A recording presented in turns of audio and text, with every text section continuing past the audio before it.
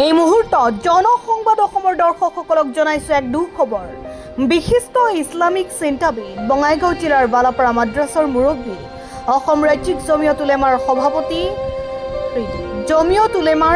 উপসভাপতি মুফতি আব্দুল হক সাহেব কিছুদিন ধৰি এক দুৰাৰোগ্য ৰোগত আক্ৰান্ত হৈ আজি দুপৰীয়া প্ৰায় 2 বজাত ইন্তেকাল হয়। তেখেতৰ জানাজা নামাজ আজি ৰাতি 10 বজাত অনুষ্ঠিত কৰা হ'ব। গতিকে উক্ত জানাজা নামাজত অংশগ্ৰহণ কৰি অসীম সওয়াবৰ লগতে এই নামাজত অংশীদাৰ হ'বলৈ আহ্বান জনোৱা হ'ল।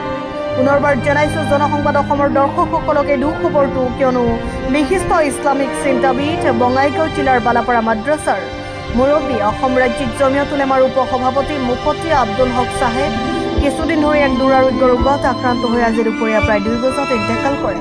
তেখেতৰ জানাজাৰ নামাজ আজিৰ নিশা 10 বজাত অনুষ্ঠিত কৰা হ'ব। গতিকে উক্ত জানাজা নামাজত অংশগ্ৰহণ কৰি অসীম সওয়াৰ অংশীদাৰ হ'বলৈ আহ্বান জনোৱা হ'ল।